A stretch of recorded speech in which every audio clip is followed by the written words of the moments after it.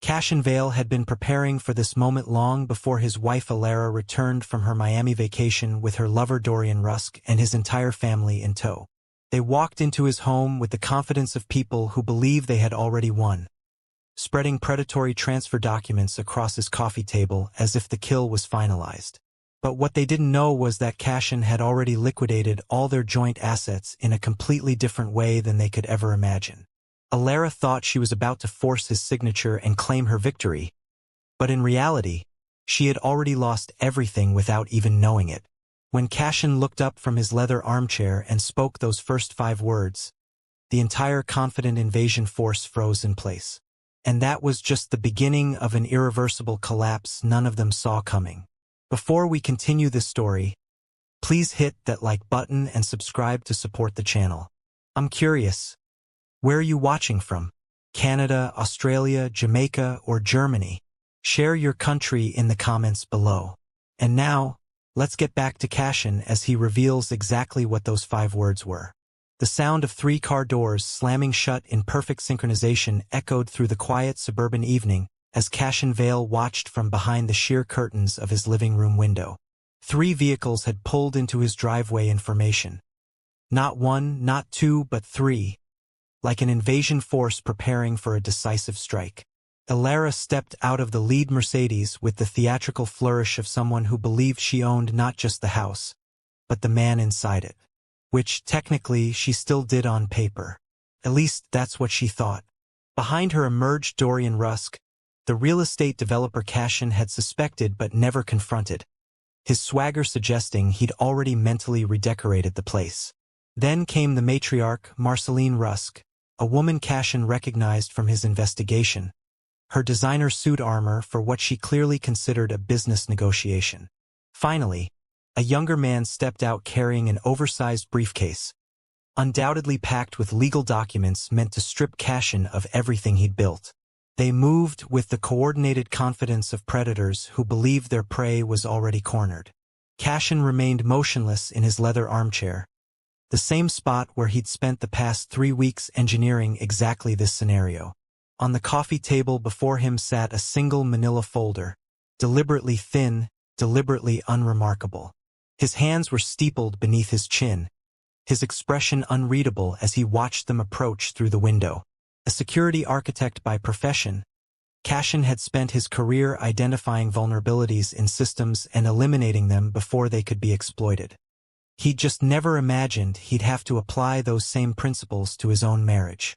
The front door swung open without a knock. Alara still had her key, of course, and she used it with the casual entitlement of someone who'd already divided the spoils in her mind. The 4 of them filed in, their footsteps echoing against the hardwood floors Cassian had personally selected 5 years ago. Alara's eyes found him immediately, and she offered that smile. The one that used to make his chest tighten, now dripping with false warmth and calculated manipulation. "Cassian," she said, her voice honey-sweet with an undertone of steel.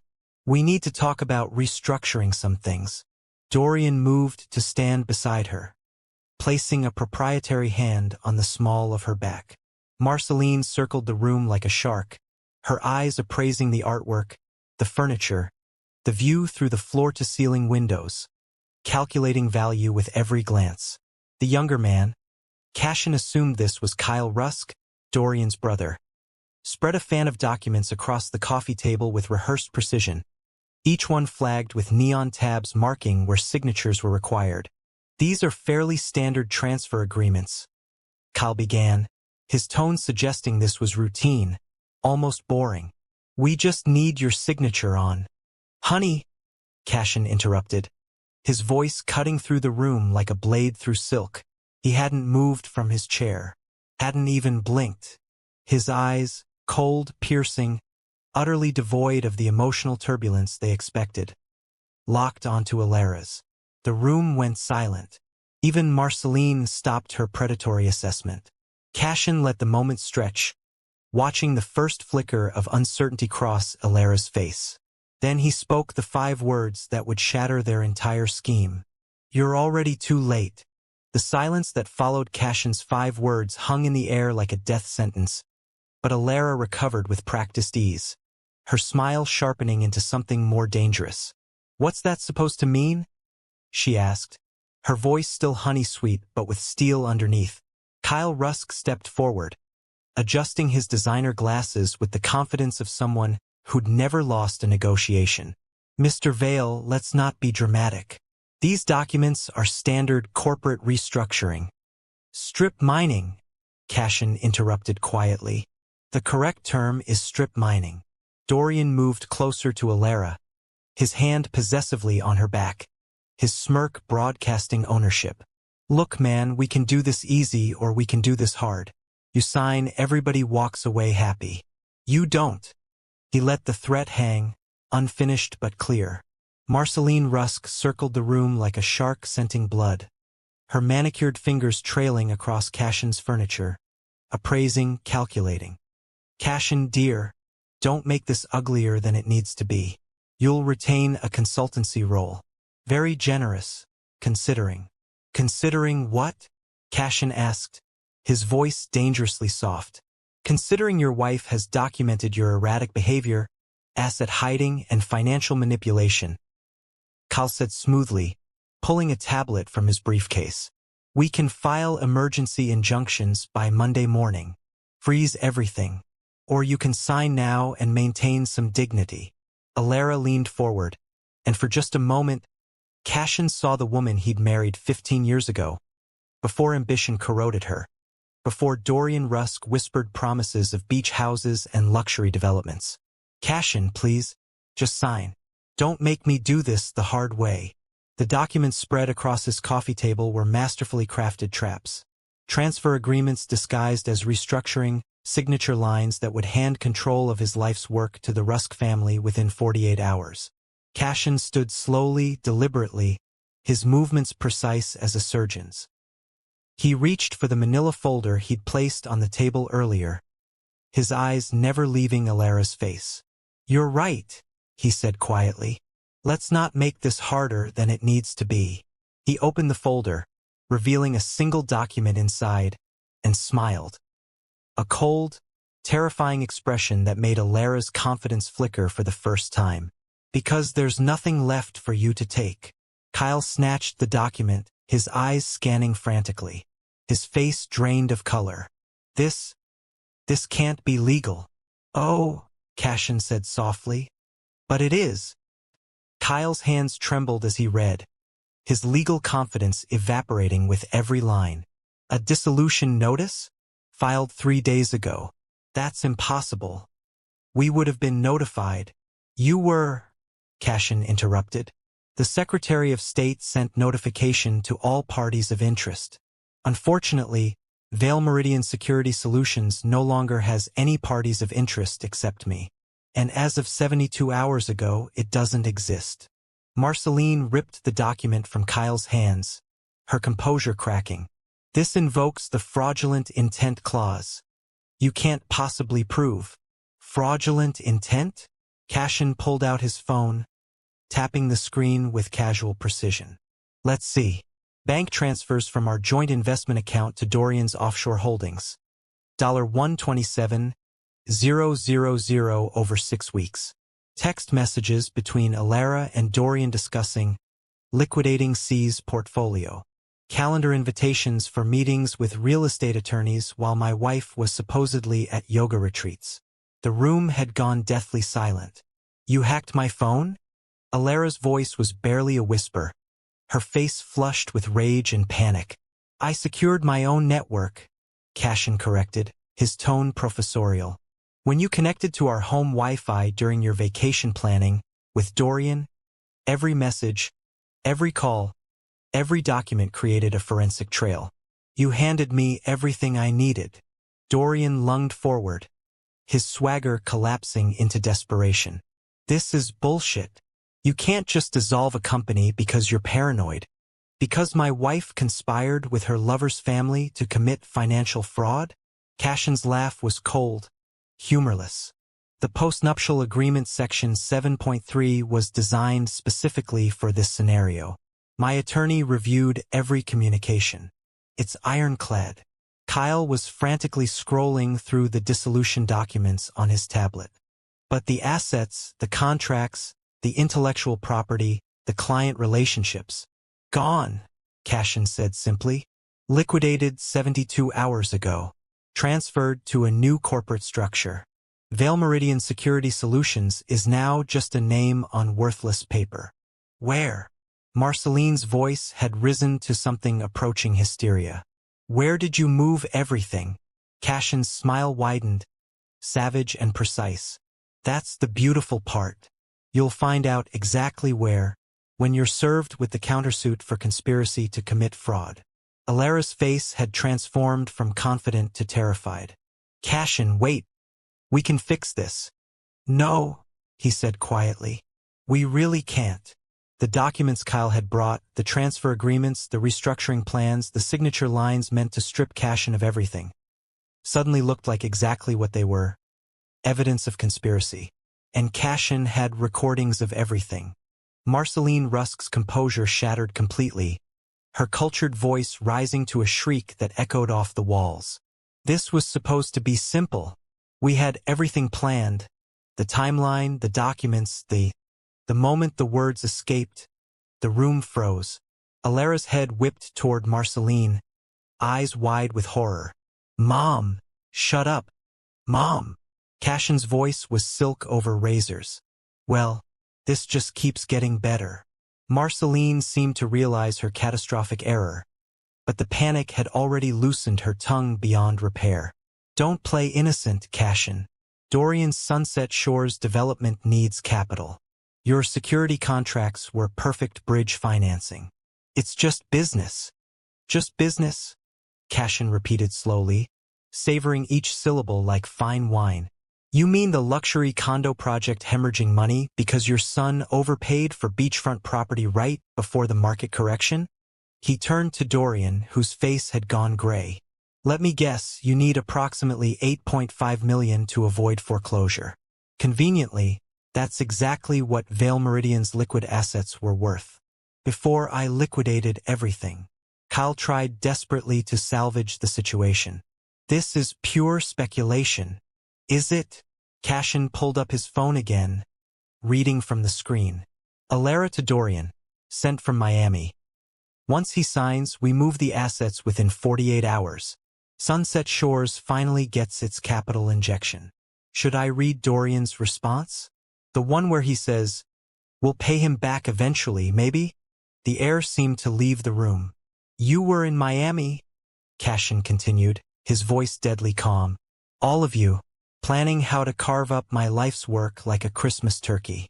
Alara promised you my client list, my contractor relationships, my proprietary security algorithms. And you, he gestured to Marceline. You paid her $50,000 as an advance. Vale Project, the bank notation said. Want to explain that? Marceline's attorney grabbed her arm, whispering urgently, but she shook him off. This is extortion. You're trying to intimidate us. I'm stating facts, Cassian interrupted. Facts that will look very interesting to a jury. Conspiracy to defraud. Wire fraud. Possibly RICO violations, given the family coordination. Alara's voice was small, broken. Cassian, please. I made mistakes. Mistakes. His laugh was surgical, precise. You didn't make mistakes, Alara. You made choices. You chose betrayal. You chose conspiracy. You chose to walk into my home with an invasion force. Dorian's phone buzzed, then Kyle's, then Marceline's. They looked at their screens simultaneously, faces draining of color. What is it? Alara demanded. Kyle's voice was hollow. The state attorney's office just issued a press release. They're investigating Sunset Shores for contractor fraud and financial irregularities. Cassian smiled. I told you there would be consequences. By dawn, Cassian's phone was a weapon turned against him. 47,000 notifications. Each one a small detonation in his professional life. Alara had gone nuclear on the only battlefield where truth didn't matter. Social media. Her Instagram post showed her tear-streaked face, perfectly lit, devastatingly vulnerable. When you give 15 years to a man who hides assets and leaves you with nothing, #financial abuse, #speak your truth, #survivor story. The caption was a masterpiece of manipulation. My ex-husband systematically isolated me, controlled every penny, and when I found the courage to leave, he liquidated everything out of spite. He claims I was unfaithful, but the truth is I fled from financial tyranny. To every woman experiencing this, you are not alone. You are believed. You are strong. Broken Heart Sparkles. 47,000 likes. 12,000 shares. 8,700 comments. 90% of them calling for Cassian's destruction. Prosecute this monster. Men like him belong in prison. Financial abuse is abuse. Believe women. Always. 3 of his corporate clients had called emergency board meetings. His LinkedIn was besieged with demands for him to step down and take accountability. 2 professional organizations had issued statements reviewing his membership status. Serafina Crow sat across from him in his temporary office, her expression grim. This is sophisticated psychological warfare. She's hitting every trigger point: victimhood, feminist solidarity, the wealthy man versus vulnerable woman narrative. Even people who suspect she's lying won't publicly support you. Can we sue for defamation? Cassian asked, his jaw tight enough to crack teeth. Eventually, but right now you're radioactive. The narrative has been set. Rich, powerful man destroys trusting wife. It writes itself. His phone buzzed. A screenshot someone sent showing Alara's newest move. She was scheduled on a trauma-focused podcast tomorrow. Episode title, Financial Coercion. The Silent Epidemic. She's not reactive, Serafina observed. This is planned. Military-grade reputation destruction. Another notification. Business Insider had published an article. Tech entrepreneur accused of financial abuse. Fortune 500 contracts under review. Cassian's hands clenched into fists, but his voice remained eerily calm. The same tone he used when defusing security breaches. Then we don't react. We don't defend. We accelerate. Accelerate what? Everything. His smile was cold, calculated.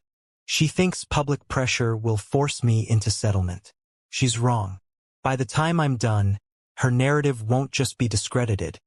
It'll be evidence of malicious prosecution. Serafina leaned forward. What do you have in mind?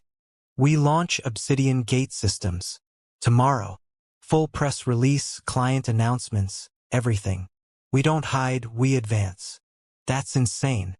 You're in the middle of... Exactly, Cassian interrupted. She expects me to cower. Instead, I'm going to show the world what a man who hides assets actually accomplishes. His phone buzzed again. Another hate message, another threat, another demand he face justice. Cassian smiled, cold and surgical. Let them come. The press release dropped at exactly 9 a.m. like a tactical strike. Time to coincide with financial market opening. Cassian Vale announces Obsidian Gate Systems. Next-generation security architecture, redefining global enterprise protection. Within 2 hours, the narrative shifted seismically. No mention of divorce. No defensive posturing.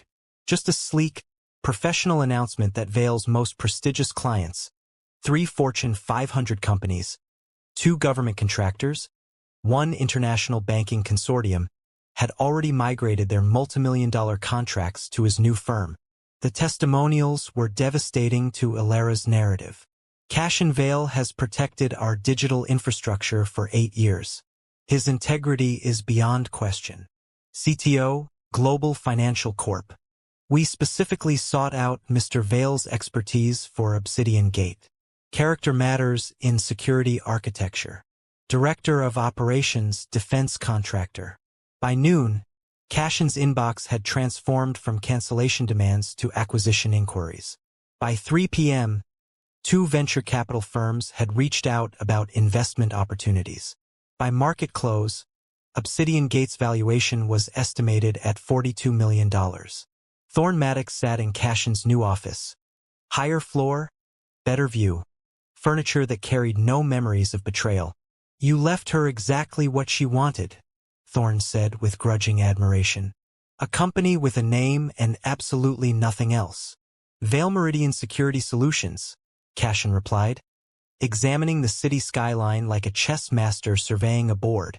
"She owns 100% of a worthless shell. No clients, no contracts, no intellectual property.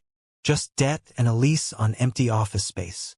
Serafina entered, her laptop open, her expression triumphant. "The judge approved expedited mediation. We're scheduled for next week." "That fast?" Cassian raised an eyebrow. "What changed?" "You changed everything," Serafina said, turning her laptop to show social media. The tide had turned completely. Business journalists were dissecting Alera's claims versus Cassian's demonstrable success. Woman claims husband destroyed her financially. His new company launches with $40 million in contracts, read one headline. The comments section was brutal. "So he hid assets by creating a more successful company? That's not abuse, that's business. She's clearly lying. No one liquidates and rebounds like this if they're the villain." "Her legal team knows their case is imploding," Serafina continued, "built entirely on sympathy. But sympathy evaporates when the victim is married to a woman whose family is under investigation for fraud." Cassian's phone buzzed. Text from unknown number. "We need to talk. This doesn't have to get uglier." "Alera."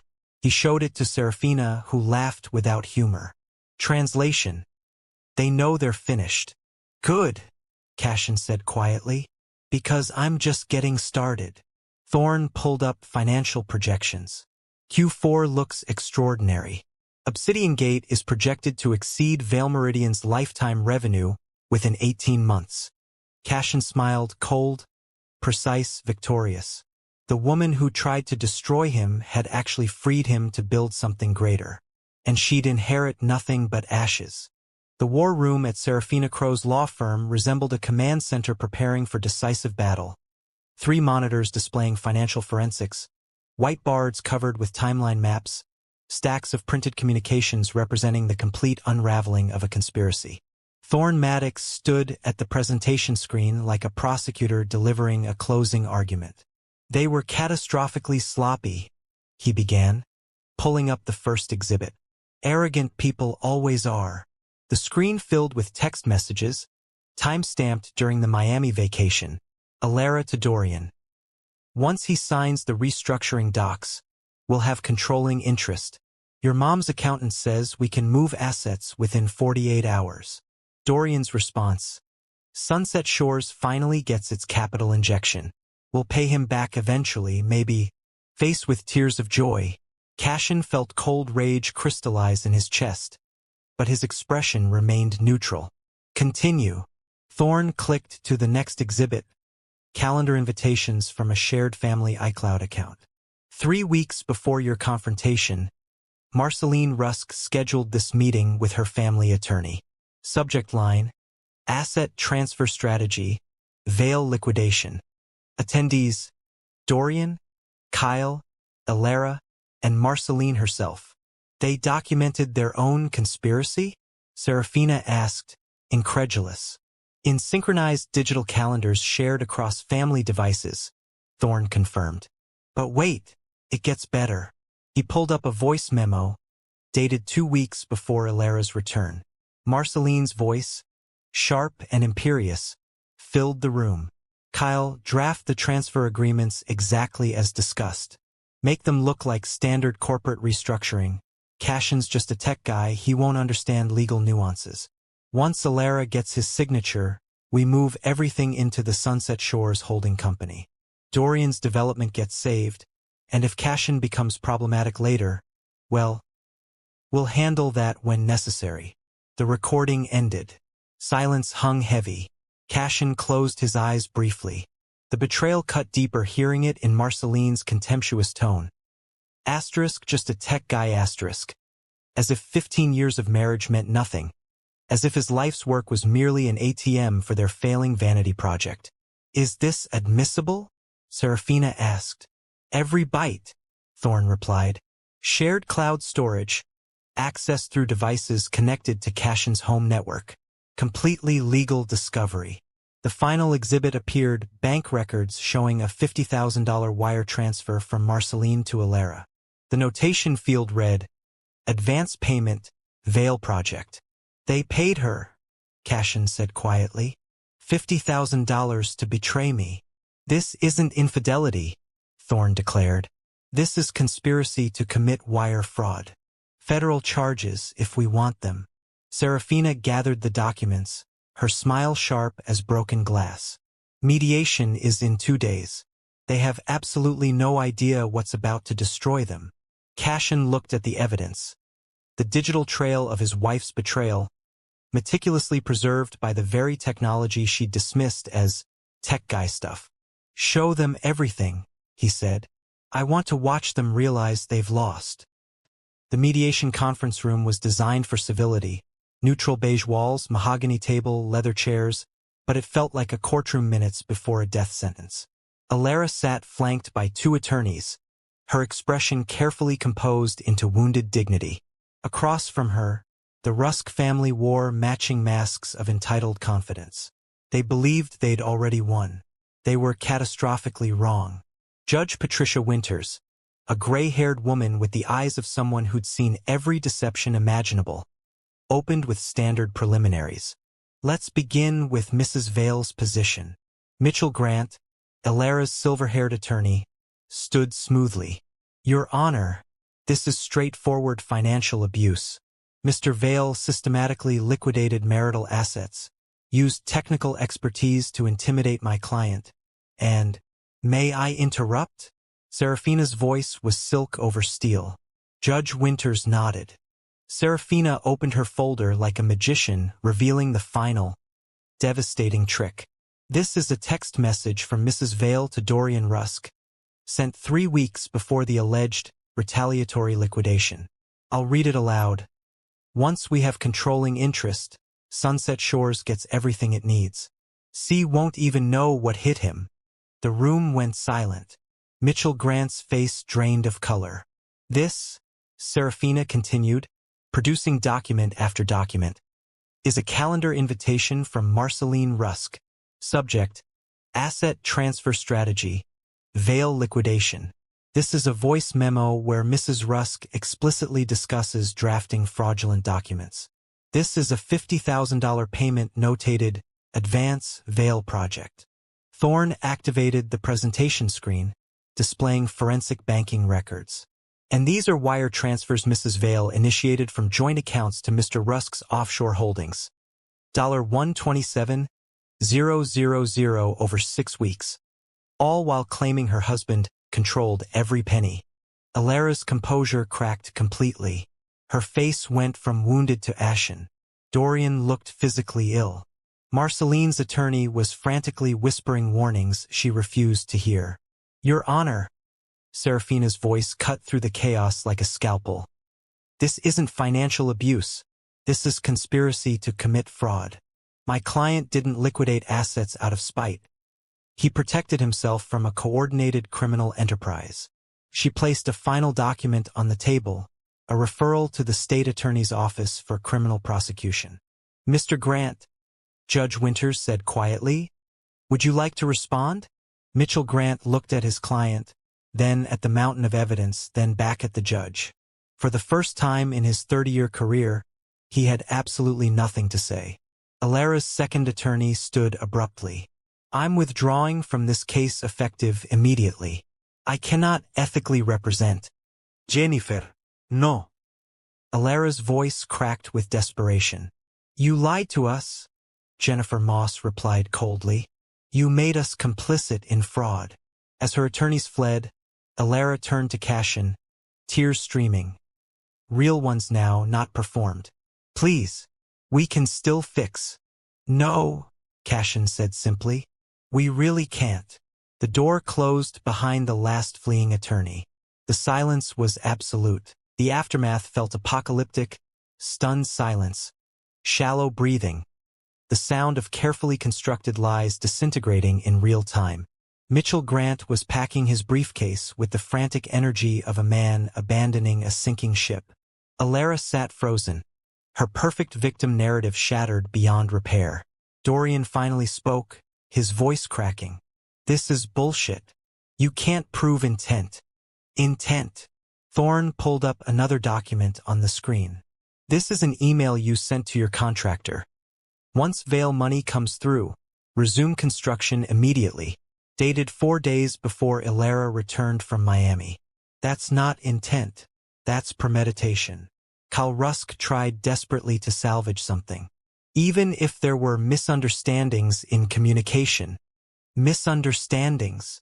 Serafina's laugh was surgical. "Your mother paid Alara $50,000 as an advance for betraying her husband. You drafted transfer documents designed to steal his company. Dorian moved money into offshore accounts. These aren't misunderstandings. These are felonies." Marceline stood abruptly, her composure fracturing into rage. "You self-righteous son of a... My family has resources, connections, lawyers who will. Your family," Cassian interrupted quietly, "is about to be very busy." The state attorney received a comprehensive dossier this morning. Sunset Shore's contractor fraud, tax evasion through offshore accounts, conspiracy to commit wire fraud, federal charges. Mrs. Rusk, you're looking at prison time. The words hung in the air like a death sentence. Marceline's face went from red to gray. Dorian's phone slipped from his trembling hands. Kyle looked like he might vomit. "Your law license?" Serafina addressed Kyle directly. "Gone. You participated in drafting fraudulent legal documents. The state bar will disbar you within 6 months. And Sunset Shores?" Thorne added, almost conversationally. "The bank received notice of your fraudulent financing this morning. They're initiating foreclosure proceedings. Your luxury development is finished." Alara's voice was small, broken, desperate. "Cassian, please. I made mistakes, but you can't destroy my entire..." "I didn't destroy anything," Cassian said, his voice cold and final. "You did. Every choice was yours. Every betrayal was yours. Every consequence is yours." Mitchell Grant closed his briefcase with a decisive snap. "Mrs. Vale, retain criminal defense counsel immediately. I'm withdrawing effective today." As he fled, Judge Winters gathered her materials. "Mr. Vale's counterpetition for dissolution based on fraud is granted.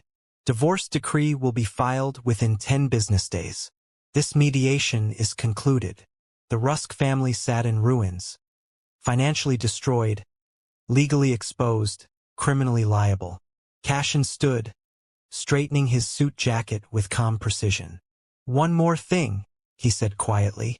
"Every document, every recording, every piece of evidence, I'm releasing it publicly tomorrow. The world should know exactly what you tried to do." Alara's sob echoed through the empty room as Cassian walked out, leaving behind the wreckage of their conspiracy. 5 months later, Cassian Vale stood in his corner office at Obsidian Gate Systems. The city skyline spread before him like a conquered kingdom. The view was extraordinary. Higher floor, better building, floor-to-ceiling windows that reflected a man who'd been tested by betrayal and emerged stronger. His company had exploded. 40% growth. 5 Fortune 500 clients. International expansion into 3 new markets. Apparently, a security architect who could outmaneuver a coordinated fraud conspiracy was exactly who corporations wanted protecting their most valuable assets. Serafina Crow entered carrying a manila envelope, her expression satisfied. "The final divorce decree. Signed, sealed, delivered. You're officially free." Cassian opened it, scanning the settlement terms. Alara received nothing except her personal belongings and 100% ownership of the now worthless Vale Meridian Security Solutions. "No alimony. No asset division. No compensatory damages." The fraudulent intent clause had held perfectly. "And the Rusks?" he asked. Serafina's smile was sharp with vindication. "Dorian and Marceline were convicted on 9 counts of wire fraud and conspiracy. Dorian got 48 months federal prison. Marceline got 36. Kyle was disbarred. He's working at a car rental agency in Tempe. Sunset Shores. Foreclosed. Auctioned for 62 cents on the dollar. The Rusk real estate empire is completely destroyed. Alara, receptionist at a dental office in Scottsdale, Serafina reported. Social media accounts locked down. After your evidence went public, no platform would touch her. The feminist advocacy groups that amplified her story issued formal retractions. Cassian felt no triumph, only the cold satisfaction of a threat permanently neutralized. His phone buzzed. Thorn Maddox. Q4 projections are extraordinary. Dinner to celebrate. He looked out at the city that had witnessed his humiliation and then his resurrection. Somewhere out there, Alara was living with her choices. The Rusks were facing federal prison. And he was here, wealthier, stronger, entirely free. You know what the best part is? Serafina said, following his gaze. What? They underestimated you. Thought you were just a tech guy who wouldn't understand their schemes. Cassian turned from the window, his expression unreadable. I spent my entire career identifying system vulnerabilities and eliminating them. They were just another flawed system. He picked up the divorce decree, the document that officially ended 15 years of marriage and vindicated every strategic move he'd made. I found the vulnerability, he said quietly, isolated the threat, and executed a permanent solution. 5 months ago, 3 cars had pulled into his driveway carrying people who thought they'd already won. Today, those same people were learning what every security architect knows. The person who controls the system controls everything. And Cassian Vale had never lost control, not for a single moment.